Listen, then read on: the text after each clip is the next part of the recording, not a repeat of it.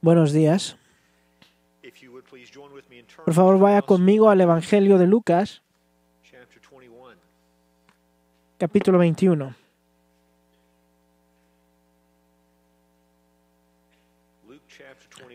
Lucas 21, continuamos donde nos quedamos hace unos meses. El verso número 20 del capítulo 24.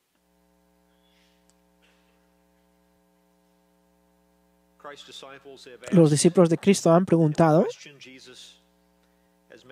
y Jesús ha hecho una declaración. Versos 5 y 6. Después de que los discípulos estaban comentando acerca del templo, Jesús declaró de que el día vendría en que no iba a quedar una piedra sobre otra y todo sería derribado. Y le hicieron una pregunta en el verso 7. ¿Cuándo sucederán estas cosas? ¿Cuál será la señal de estas cosas que están por suceder?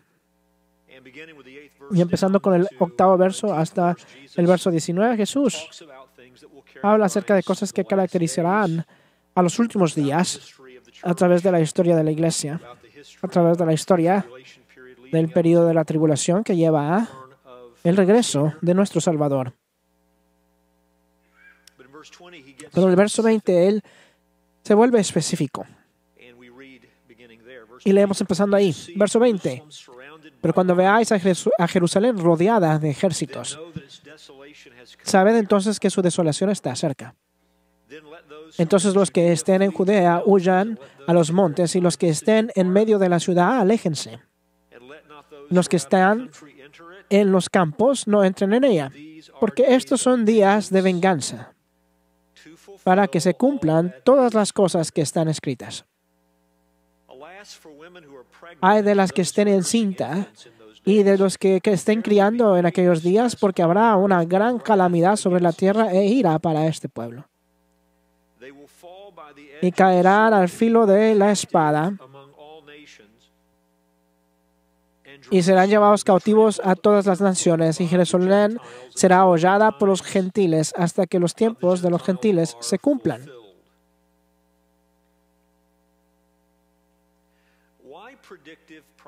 ¿Por qué existe la profecía predictiva, de predicción? ¿Ha pensado usted acerca de eso?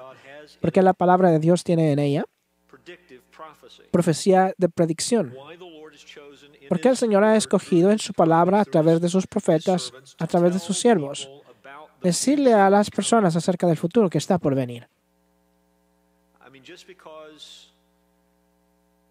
Solo porque Dios conoce el futuro, solo porque Él lo ha decretado y lo ha determinado, no quiere decir que Él nos tiene que decir a nosotros acerca del futuro. De hecho, sabemos que hay cosas que Él no nos dice, Él escoge no decirnos. En la primera parte del libro de Hechos, los discípulos le preguntaron a Jesús. Él ha sido levantado entre los muertos, ha pasado tiempo con ellos 40 días y han estado hablando acerca de cosas relacionadas al reino. Y justo antes de que Él ascienda, los discípulos le preguntan, ¿cuándo va a ser el reino restaurado a Israel? Eso es Hechos capítulo 1, verso 6. ¿Cuándo será restaurado el reino a Israel? Yo creo que esa palabra restaurado es importante. Explica de que ellos no están espiritualizando el nombre Israel. No están pensando acerca de la iglesia que es igual a Israel. Piensan acerca de su nación. Están pensando acerca de Israel étnico-nacional. ¿Cuándo será el reino restaurado a Israel? Y Jesús rehúsa darles un tiempo. Es la gloria de Dios. Es el derecho de Dios como Dios el mantener cosas en secreto o revelarlas. Ese es su derecho. Deuteronomio 29:29 dice, las cosas secretas pertenecen al Señor nuestro Dios, mas las cosas reveladas nos pertenecen a nosotros y a nuestros hijos para siempre, a fin de que guardemos todas las palabras de esta ley. Hay cosas que Dios guarda para sí mismo en términos de lo que Él decide revelar, y hay ciertas cosas que Él nos revela. Así que Dios no tiene ninguna obligación de contarnos acerca del futuro, no afectaría lo que Dios hace. Si Dios no nos dijera lo que está por venir, no va a afectar para nada el hecho de que Él ha determinado y ha hecho un decreto y lo ha traído a que suceda. Entonces, ¿por qué nos dice algunas cosas que nos ha dicho en su palabra acerca del futuro? La sección a la que venimos Por naturaleza es una predicción. Jesús nos está diciendo acerca del futuro. ¿Por qué? ¿Por qué hace esto? Así que antes de que empecemos a estudiar estos versos y los veamos en detalle, pensemos acerca de eso por un momento. Tomemos una imagen amplia de esto y preguntémonos por qué existe la profecía de predicción. Algunos de los eventos que están descritos aquí, a lo mejor usted y yo no los veremos durante nuestra vida. Algunas de estas cosas todavía están en el futuro, es lo que yo creo. Y pueda que no sucedan durante nuestra vida. Entonces, ¿por qué es importante para nosotros en un domingo en la mañana escuchar estas cosas? Si algunas de estas cosas nunca las viviremos. ¿Por qué? Ciertamente, si usted cree que estos versos describen la última mitad del periodo de la tribulación y usted cree en un periodo pretribulacional de la iglesia, no vamos a vivir estas cosas. Entonces, ¿por qué es importante que lo sepamos? Déjeme darle 4 razones por qué la profecía de predicción es importante e edificante para nosotros. Primero que nada, en la profecía de predicción, Dios está demostrando su gloria.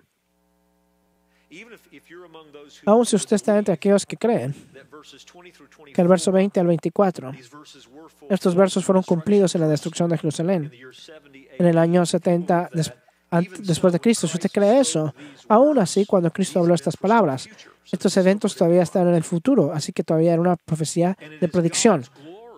Y es la gloria de Dios demostrar que Él conoce el final antes de que llegue. De hecho, no solamente Él conoce el final, Él ha hecho un decreto y lo decretó y es el que lo trae a suceder. Los eventos que están sucediendo en nuestro mundo y en la historia no solamente están tomando lugar por sí solos. Dios está obrando su plan para el mundo. Dios está logrando lo que Él tuvo el propósito para este planeta y para la humanidad y para todo lo demás en el universo, incluyendo a los ángeles. Dios es el que está obrando esto y Él demuestra que Él es Dios al decirnos cosas que Él va a hacer antes de que Él las haga. Y al hacer eso, Él decirnos esto es lo que está por venir y luego sucede, Él está demostrando que el mundo no solamente está corriendo por sí mismo y seguramente nosotros no tenemos control sobre los eventos de este planeta. Él es el que tiene control y es el que está haciendo que estas cosas sucedan. Solo Dios puede hacer esto.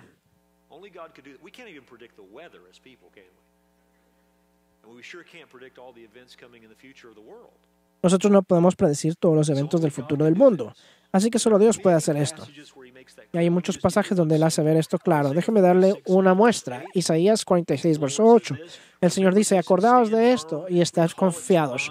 Ponedlo en vuestros corazones transgresores. Acordaos de las cosas anteriores ya pasadas, porque yo soy Dios y no hay otro.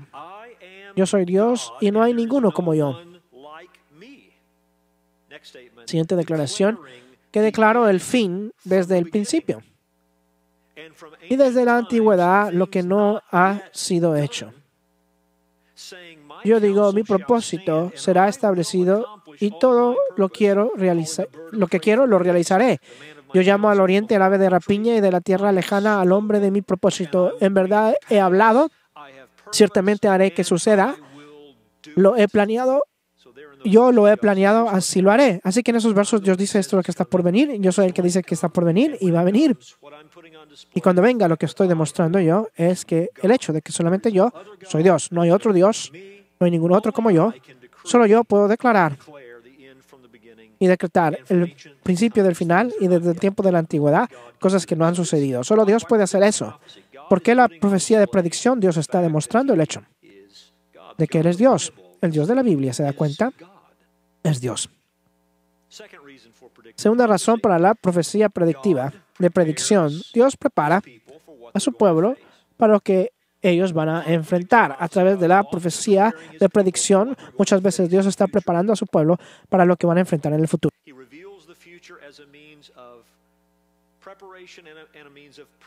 Él revela el futuro para una preparación y una preservación. Cuando el tiempo llegue del que Él está hablando, la información estará ahí para las personas que están viviendo en ese tiempo y para que las personas lo usen.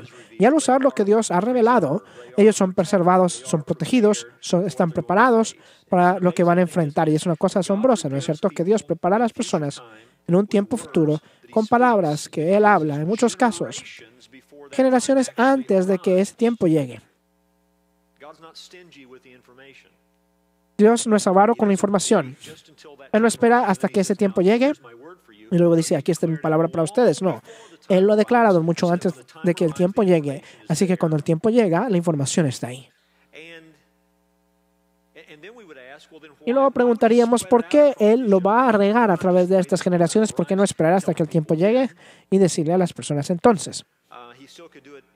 Él todavía lo pudiera hacer de una manera más confinada, en un tiempo más confinado, para no desperdiciar esta información de generaciones que piensan que vaya a suceder durante su vida. ¿Por qué Dios haría esto? Y eso nos lleva a una tercera razón para la profecía de predicción. Es la gloria de Dios decir el principio del final. Dios prepara a su pueblo y preserva a las personas a través de la información que Él da. Tercera razón es que Dios está protegiendo a su pueblo a través de las generaciones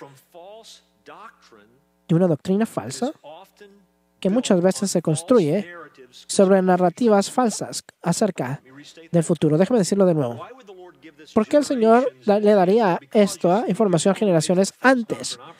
Porque así es como la doctrina falsa opera. Cuenta una historia falsa acerca del futuro. No solamente lleva a una creencia errónea, sino que a vivir de una manera errónea. Así que el Señor dice cuál es el final desde el tiempo de la antigüedad para que hasta que ese fin llegue, sus personas no van a ser cautivas por narrativas falsas, doctrinas falsas acerca del futuro, que luego llevan a una manera errónea de vivir. Muchas veces estas narrativas falsas atacan los temores de las personas. Estas narrativas falsas atacan las esperanzas de las personas. Yo creo que un ejemplo bíblico de esto es la palabra de Dios a través de Pablo a los tesalonicenses, quienes tenían miedo y estaban siendo perturbados por información falsa acerca del día del Señor. Y Pablo tiene que venir y decir, ¿sabe qué? Les tengo que recordar lo que yo les enseñé cuando estaba con ustedes. Esto es lo que tiene que suceder antes para que nosotros podamos decir de que el día del Señor ha llegado. Así que hay personas que estaban siendo perturbadas por narrativas falsas en el presente en vista del futuro, y Él viene con una profecía predictiva y Él corrige la narrativa falsa. Así que de esa manera protege a esas personas de la doctrina falsa. ¿Y no es eso exactamente lo que el Señor está haciendo aquí en el verso 8 al 19? Los versos que estudiamos antes, vea cómo Él empieza con el verso 8. Y dijo, mirad que no seáis engañados. Hasta que estas cosas lleguen, yo no quiero que ustedes sean engañados, porque muchos vendrán en mi nombre diciendo, yo soy el Cristo, y el tiempo está cerca, no los sigáis. Y cuando oigáis de guerras y disturbios, no os aterroricéis, porque estas cosas tienen que suceder primero, pero el fin no sucederá inmediatamente. Esta no está mostrando qué tan inmediato es el final y que el fin está sobre nosotros. A través de las épocas que van a seguir a las palabras de Jesús, van a haber cristos falsos y van a haber guerras y rumores de guerras. Verso 10 dice, se levantará nación contra nación y reino contra reino. Habrán grandes terremotos y plagas y hambres en diversos lugares y habrá terrores y grandes señales del cielo. Pero antes de todas estas cosas, os echarán mano. Verso 12, una persecución fuerte. Y os perseguirán entregándoos a las sinagogas, cárceles, llevándoos ante reyes y gobernadores por causa de mi nombre. Y les asegura el hecho de que Él los va a cuidar a través de esto y les dará lo que necesitan para ser salvos. Verso 15, porque yo os daré palabras y sabiduría que ninguno de vuestros adversarios podrá resistir ni refutar, y serán preservados. Verso 19. ¿Qué está haciendo? No solamente los está preparando, pero Él está protegiéndolos en contra de estas narrativas falsas.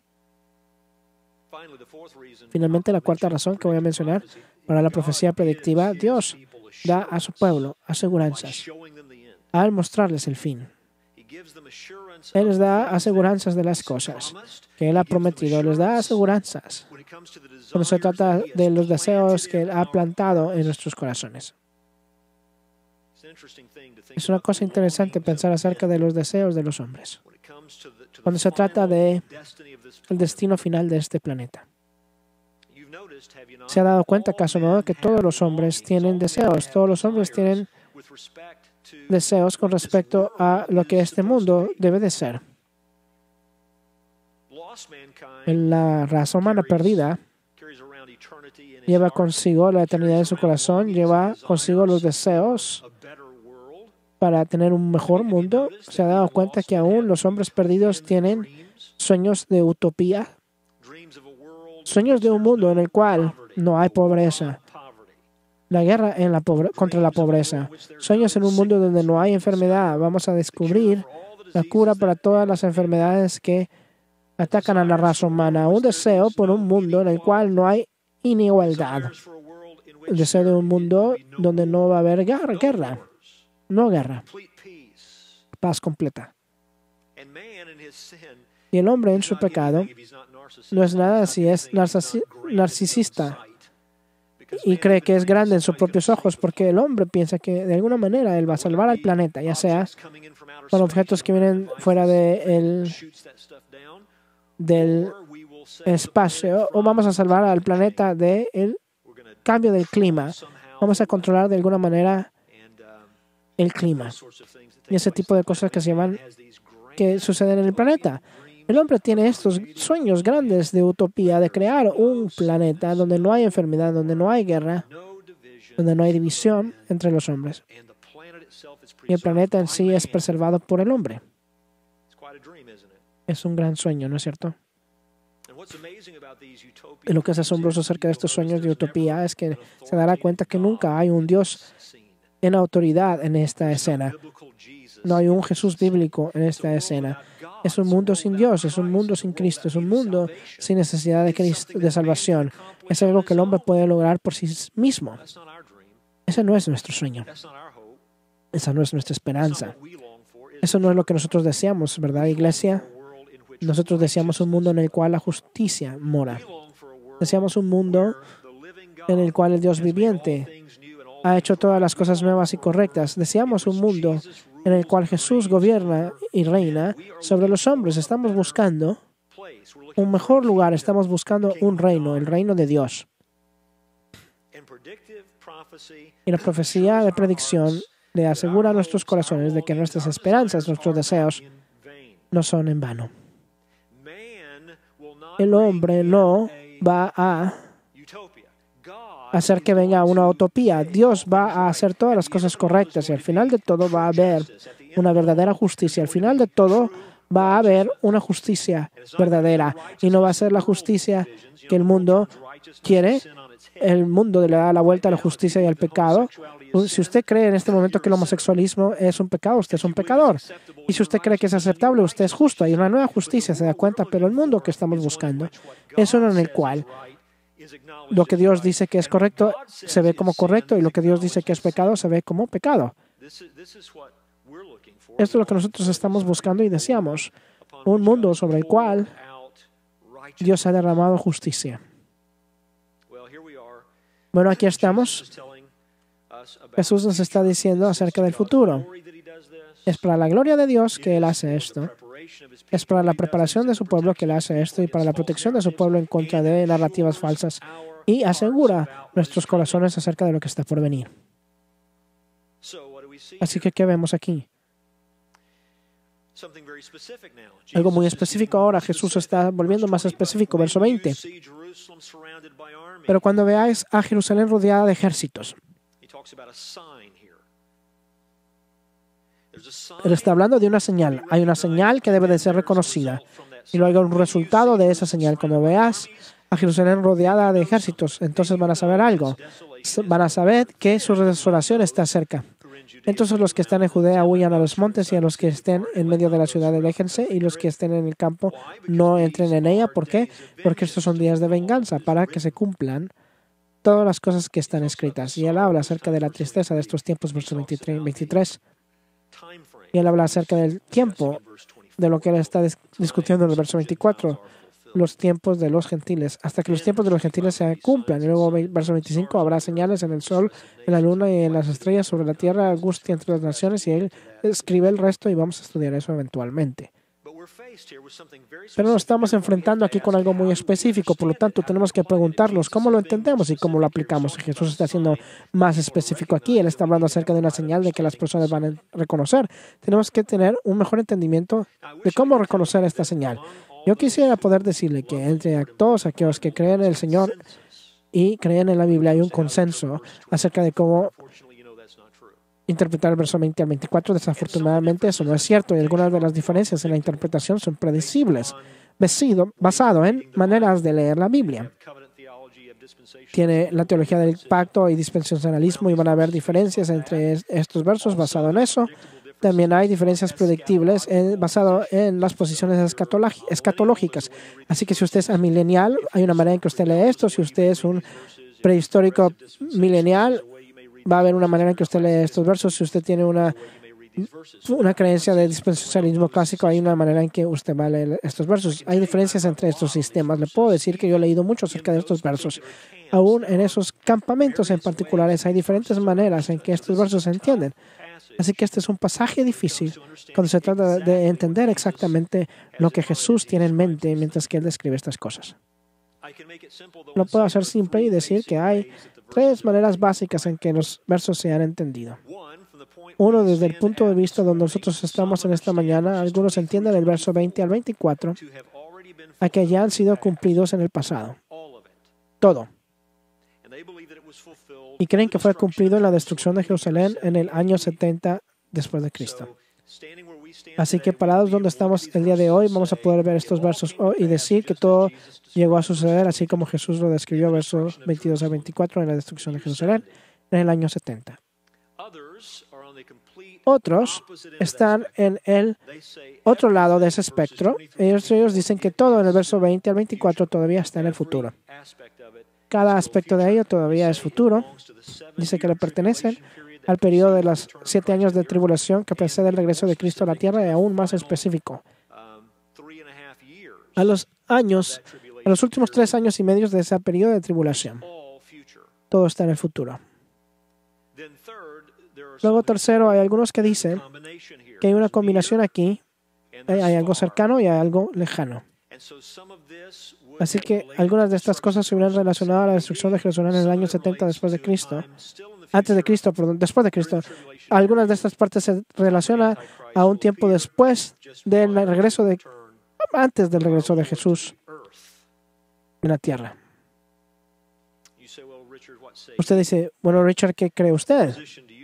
¿Qué posición tiene usted en esto? Y yo creo que hay un cercano y algo lejos aquí, que hay información que sin duda, y dije esto antes, hace meses, cuando estaba estudiando estos versos. Yo creo que hay información aquí que hubiera sido de ayuda a aquellos que están viviendo a través de la destrucción de Jerusalén en el año 70 después de Cristo, pero también hay aspectos de esto que no fueron cumplidos entonces y todavía le pertenecen al futuro. Yo creo que hay buenas razones bíblicas para ver una cosa cercana y una lejana aquí, pensar que hay una combinación. Déjeme darle 2 razones. Una, la manera en que los discípulos le hicieron la pregunta a Jesús abrió la puerta para que Jesús se dirigiera a una situación cercana y una situación lejana. En Mateo, en la historia de Mateo, leemos esto, Mateo 24, verso 3. La Biblia dice, y estando él sentado en el monte de Olivos, se le acercaron los discípulos en privado diciendo, y Jesús está hablando acerca de la destrucción del templo. Lo acaban de ver, ellos dijeron, es hermoso. Y le dijeron a Jesús, dinos, ¿cuándo sucederá esto? ¿Y cuál será la señal de tu venida y de la consumación de este siglo? Así que en la mente de los discípulos, ellos no ven este espacio de tiempo en el que vivimos usted y yo ahora. Ellos piensan acerca de la destrucción de la que Jesús habló de ese complejo del templo. Piensan que ese también es el tiempo del final del siglo. Así que su pregunta es, ¿cuándo va a ser traído el reino? ¿Cuándo tú vas a aparecer? ¿Cuándo estas cosas van a llegar a suceder? Ellos están combinando estas 2 cosas. Yo creo que eso abre la puerta para que Jesús habla acerca de lo cercano y lo lejano, la destrucción del templo que ellos estaban viendo, pero también lo que era la prevista, lo que esa destrucción es la prevista, de lo que nos da una probadita de algo más grande que está por venir al final del siglo, al final de los últimos días. Así que abrió la puerta para una respuesta que hablaba de las 2 cosas. Además de esto, las personas se han dado cuenta que hay una diferencia entre la historia de Mateo, la historia de Marcos y la historia de Lucas de esta conversación. Hay diferencias muy verdaderas. Yo creo que cuando usted examina estas diferencias, lo que parece para muchos, Y yo estaría de acuerdo con eso. Es que la respuesta de Cristo habló de una perspectiva lejana y cercana, así que lo que usted tiene a Mateo y a Marcos poniendo énfasis en los aspectos de esa conversación que tenía más que ver con el futuro lejano, cuando la historia de Lucas le pone más énfasis a lo cercano y a lo que estaba a punto de suceder. Esto no está diciendo, escuche con cuidado, no es decir que Lucas, Mateo y Marcos están en desacuerdo, sino que darse cuenta que en las palabras de Cristo había una descripción de lo lejano y lo cercano y el Espíritu Santo guiando a estos hombres en términos de cómo ellos iban a escribir esta conversación. Mateo y Marcos iba a enfocarse en lo lejano y Lucas iba a enfocar más en lo cercano. Déjeme darle alguna de estas diferencias, por ejemplo.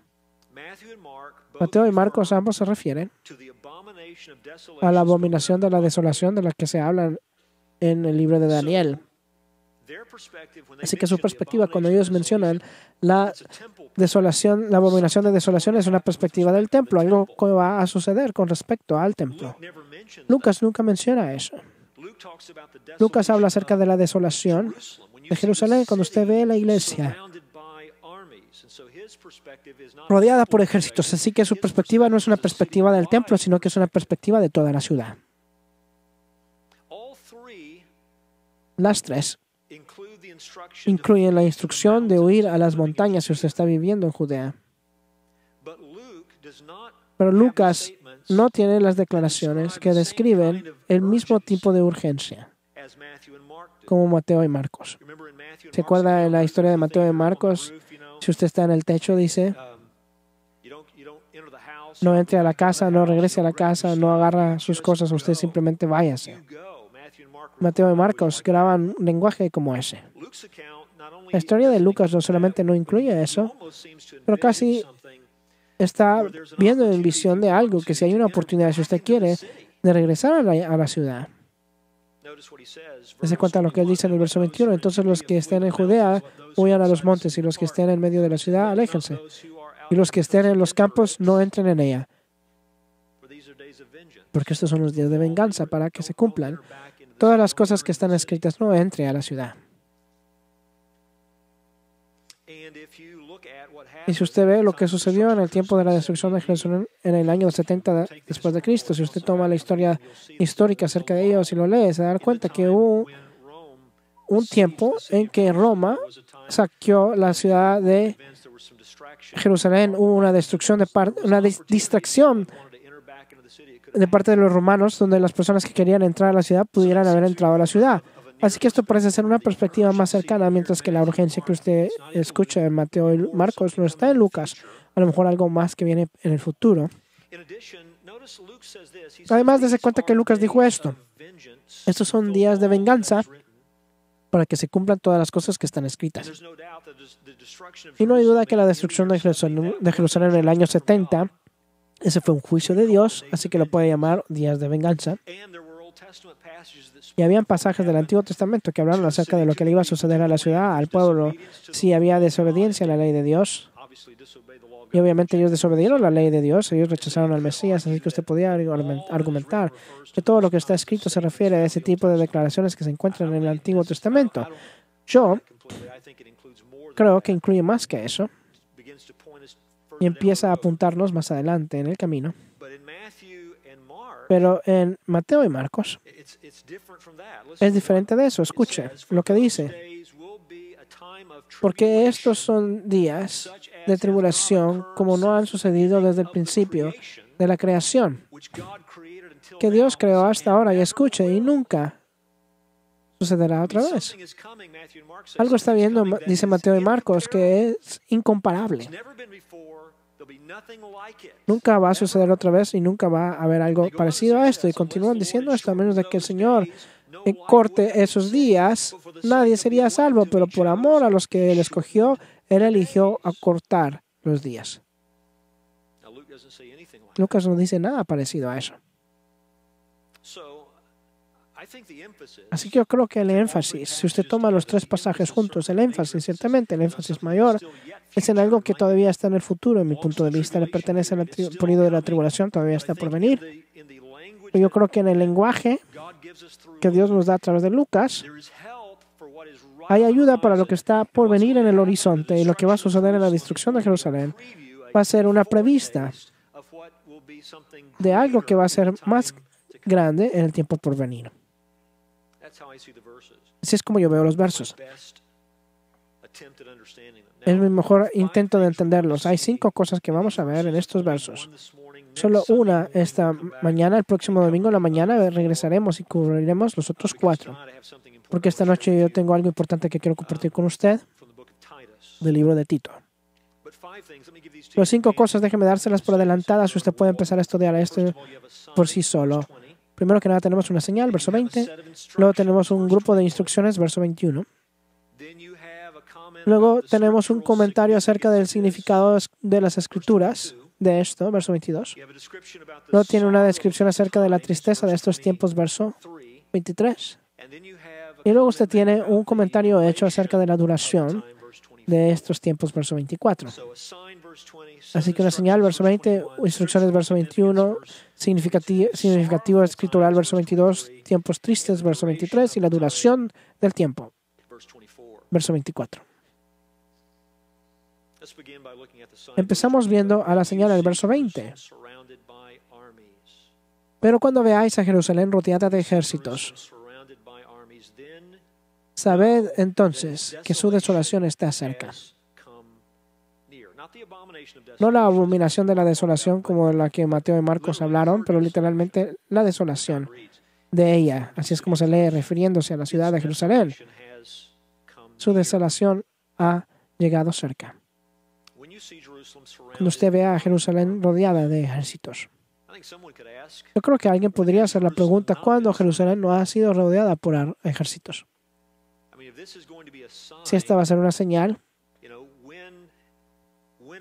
cuando Jerusalén no ha estado rodeada de ejércitos. Todos conocemos este pequeño lugar en el mundo. Siempre ha sido un lugar de conflicto, siempre. En los últimos 4,000 años hay un hombre llamado Eric Klein. Él escribió un libro llamado Jerusalén bajo sitio, donde él por lo menos habla acerca de 118 conflictos diferentes en y por la ciudad de Jerusalén en los últimos 1000 años. 118 veces. Alguien ha luchado por esta ciudad. Yo diría que eso es una propiedad que está en contienda. Pero téngame esto en mente. Para que esto sea una señal, tiene que ser inconfundible. Tiene que ser suficientemente severo para que usted piense, esta es la señal. Y de hecho, cuando usted piensa acerca de la prevista de los días finales, cuando usted habla acerca de la destrucción de la ciudad en el 70 después de Cristo, era inconfundible. Los romanos rodearon la ciudad. Hicieron un campamento alrededor de ella, con ejércitos alrededor de ella, y fue un tiempo horrible. Josifas, el historiador judío, dijo, y la mayoría de los eruditos creen que esto es exagerado, pero dice que 1 millón de judíos perecieron en la destrucción de la ciudad. 1.100.000 perecieron. Si decimos que es exagerado y lo cortamos a la mitad, todavía es asombroso, ¿no es cierto? Que tantas personas perecieran en esta destrucción, en esta desolación. También dice Josifas que 97,000 personas fueron llevadas cautivos en esa desolación. 97,000 personas que fueron llevadas cautivas. Verso 24, ellos caerán por la espada y serán llevados cautivos de todas las naciones. Y Jerusalén será hollada en los pies de los gentiles hasta que el tiempo de los gentiles se cumpla. Así que ese fue un tiempo horrible, muy horrible, pero la Biblia nos dice que hay otro sitio que está por venir en Jerusalén que va a ser peor. Y si usted lee Zacarías, el libro del Antiguo Testamento de Zacarías, capítulo 12 y al 15, usted verá que este periodo está siendo descrito como un tiempo de gran tribulación para Israel, un tiempo donde Dios lleva a las naciones a este pequeño lugar, a Jerusalén, y lo rodea y la pone en sitio. Pero en este caso va a ser un tiempo en que Dios se pone a sí mismo y se demuestra a sí mismo en la liberación de su pueblo, en la salvación de su pueblo. Y Jesús va a regresar y va a ver va a haber la llegada del reino. Así que, aunque Cristo aquí describe a Jerusalén rodeada, hubiera visto una prevista de eso en el 70 después de Cristo, en el sentido ultimado, cuando Mateo y Marcos hablan acerca de esto, hay otro sitio que está por venir que aún es más grande. Y las personas que viven en ese tiempo tienen que reconocerla y seguir las instrucciones que Jesús da aquí. En Mateo y Marcos, usted no solamente tiene la señal de la ciudad rodeada, pero como ya lo mencioné, usted tiene la abominación de desolación. Mateo capítulo 24. Marcos capítulo 13, verso 14, escuché esto. Pero cuando veáis la abominación de desolación puesta donde no debe de estar, y luego Marcos escribe, el que lea, que entienda. Así que el Espíritu Santo a través de Marcos ya anticipando un tiempo donde las personas no solamente van a estar escuchando esto, sino que van a estar leyendo esto. Cuando vean la abominación de la desolación puesta donde no debe de estar, el que lea que entienda. Entonces los que estén en Judea huyan a los montes, y el que esté en las azoteas no baje ni entre a sacar nada de su casa, y el que esté en el campo no vuelva atrás a tomar su capa. Pero ay de las que estén encintas y las que estén criando en aquellos días. Orad pues que esto no suceda en el invierno, porque aquellos días serán de tribulación, tal como no ha acontecido desde el principio de la creación que hizo Dios hasta ahora, ni acontecerá jamás. Más o menos como lo que Lucas grabó, usted escucha en esas palabras información adicional y aún más intensidad. Así que usted tiene estas dos señales, la ciudad rodeada y la abominación de la desolación. Como usted vea, la abominación de desolación. El profeta Daniel, en el Antiguo Testamento, capítulo 9, verso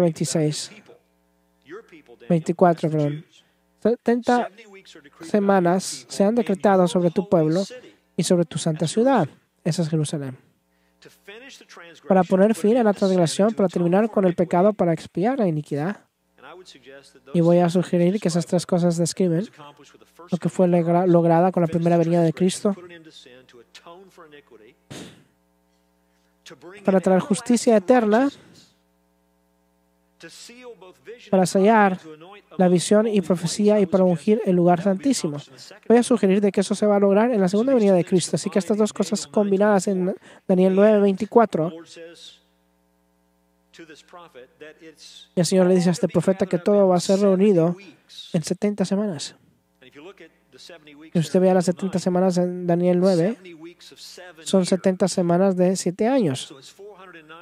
Así 490 años en total.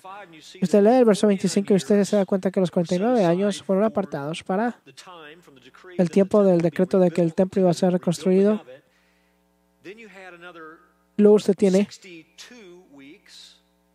otras 62 semanas que terminaron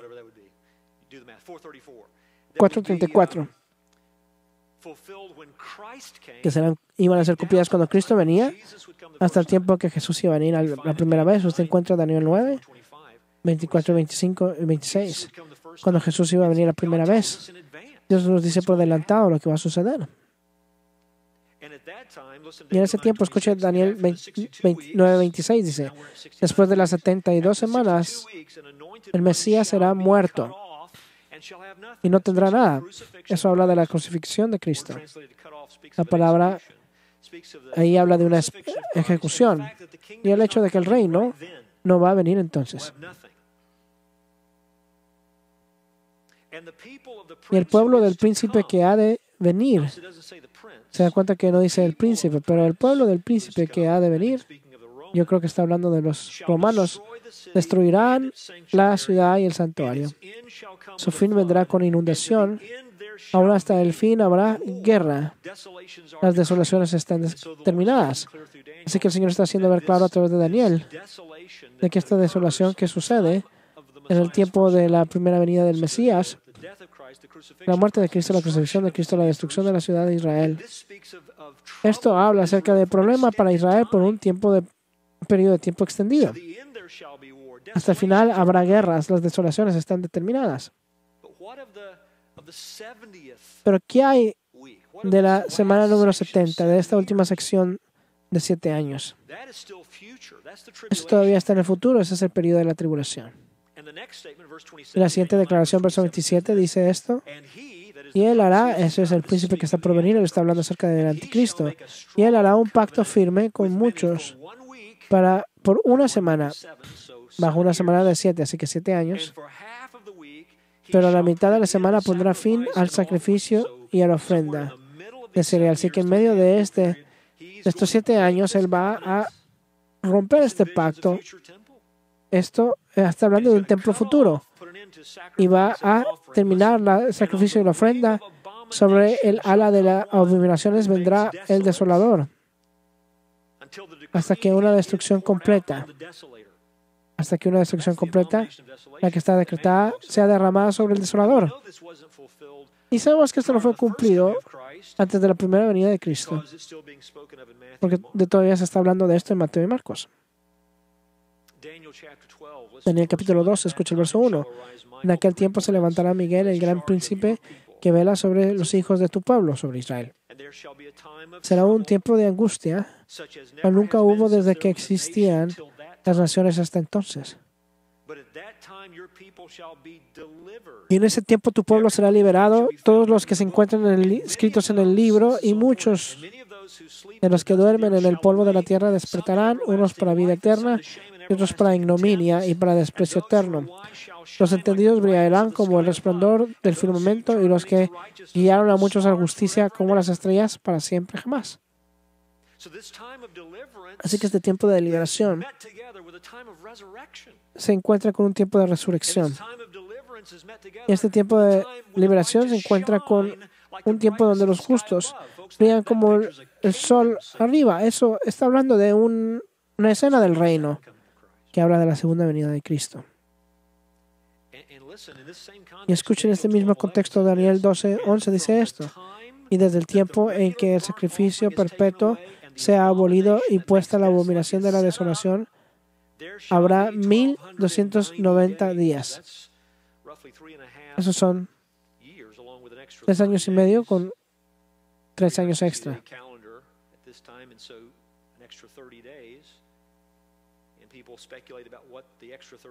Las personas han especulado acerca de qué se tratan esos 30 días extra, un tiempo de juicio que precede al reino. Pero más o menos 3 años y medio. Este mismo lenguaje, 3 años y medio, periodo de tribulación, abominación de desolación, mismo lenguaje se encuentra en 2 Tesalonicenses capítulo 2, verso 3. Escuche, que nadie os engañe de ninguna manera. Porque no vendrá, este es el día del Señor, no vendrá sin que primero venga la apostasía y sea revelado el hombre de pecado, el hijo de perdición, el que se opone y se exalta sobre todo lo que se llama Dios o es objeto de culto, de manera que se sienta en el templo de Dios, presentándose como si fuera Dios. ¿No os acordáis de cuando yo estaba todavía con vosotros os decía esto y vosotros sabéis lo que lo detiene ahora para ser revelado a su debido tiempo? Porque el ministerio de la iniquidad ya está en acción, solo que aquel que por ahora lo detiene lo hará hasta que él mismo sea quitado de en medio. Entonces será revelado ese inicuo, a quien el Señor matará con el espíritu de su boca y destruirá con el resplandor de su venida. Amigos, lo que él está describiendo aquí termina con el regreso de Jesús. Yo no sé cómo usted puede entender eso, como que fue 70 después de Cristo. No sé cómo usted lo puede hacer. Siguiente declaración. Inicuo, cuya venida es conforme a la actividad de Satanás, y con todo poder, señal y prodigios mentirosos, y con todo engaño de iniquidad para los que se pierden porque no recibieron el amor de la verdad para ser salvos. Por esto, Dios les enviará un poder engañoso para que crean en la mentira, a fin de que sean juzgados todos los que no creyeron en la verdad, sino que se complacieron en la iniquidad. Así que cuando hablamos acerca de esta señal en el verso 20, Jerusalén rodeada por ejércitos, ¿estamos hablando de algo que está en nuestro pasado o estamos hablando de algo que está en el futuro? Yo digo que las palabras de Cristo fueron suficientes para recoger elementos de ambos, pero el énfasis primordial está todavía en el futuro, un tiempo de tribulación, un tipo de problema para Israel, tal como nunca se ha visto antes, tal como nunca ha sucedido en la historia del mundo, pero ese tiempo va a ser un tiempo en que Dios pone su liberación y la demuestra, y demuestra su salvación, y Jesús va a regresar, y el anticristo será destruido por la actividad de Jesús mismo cuando Él aparezca.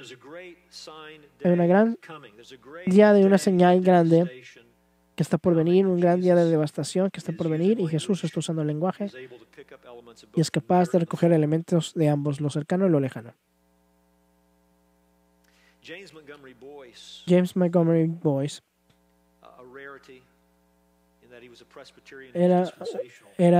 es un presbiteriano y era dispensacional en su manera de leer la Biblia. Escribió un libro en 1972 llamado El último y futuro mundo futuro. Escucha lo que él tiene aquí. Él dice, la sobrevivencia del pueblo judío por más de 33.500 años es un fenómeno de la historia.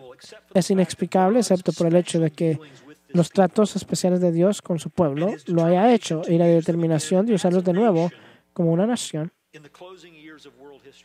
en los últimos años de la historia del mundo.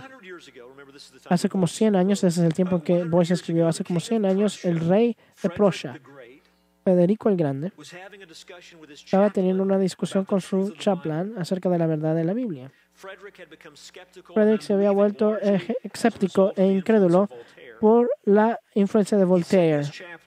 Le dijo a Chaplain, si tu Biblia realmente es cierta, debe ser capaz de una prueba muy breve.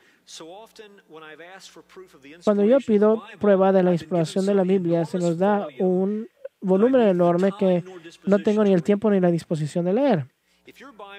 Si tu Biblia realmente viene de Dios, usted tiene que ser capaz de demostrar el hecho simplemente. Deme prueba de la inspiración de la Biblia en una palabra. El chaplain le respondió, Su Majestad, es posible que yo le responda su petición literalmente. Le puedo dar la prueba que usted pide en una sola palabra. Frederick vio al chaplain con gran asombro y le preguntó cuál es esta palabra. Y el chaplain le respondió, Israel, Su Majestad. Frederick, la historia dice que guardó silencio. Luego Boyce dijo esto, la existencia de Israel es el fenómeno histórico más asombroso y más que eso es impensable que la historia de cualquier nación sea dada por adelantado, como la historia de Israel sea impensable de igual manera de que Israel sea preservado a través de todas las dispersiones y las persecuciones de toda su historia. Si Dios no tenía un plan para ella nacionalmente, un plan que es parte de los grandes eventos que se llevarán a cabo al final de la época, del siglo. Y a eso yo digo amén. Amén. Así que estudiaremos todo esto juntos el próximo domingo. ¿Pero por qué? ¿Por qué es esto importante? ¿Por qué la profecía de predicción es por la gloria de Dios? Él nos está diciendo el final antes de que suceda. Solamente Él lo puede hacer. No hay nadie como Él, no hay nadie aparte de Él. Solo Dios nos puede decir el final antes de que suceda porque Él es el que lo decretó y Él hace que suceda. ¿Le puedo preguntar esta mañana, ¿conoce usted a este Dios? ¿Conoce al Dios que hace el decreto de la historia del mundo?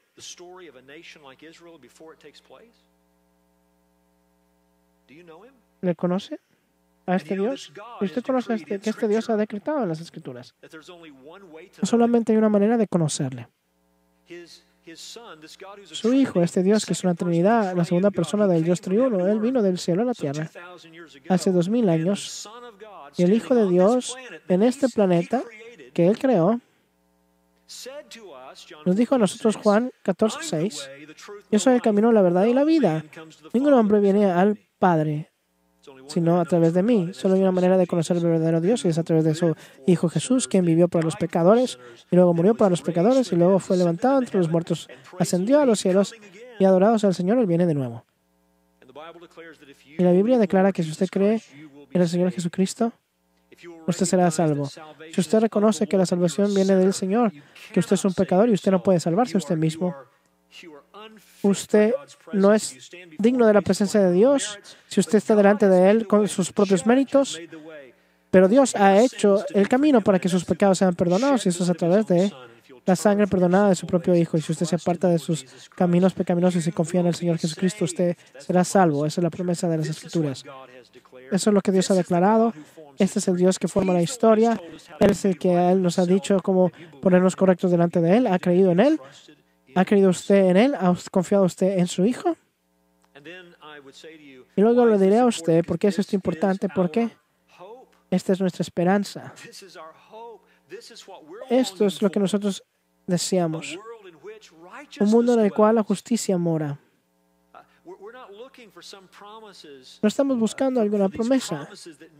Promesas que los hombres hacen acerca de curar enfermedades y sanar el planeta y hacer que todas las naciones se junten, creyendo en una paz que los hombres van a traer.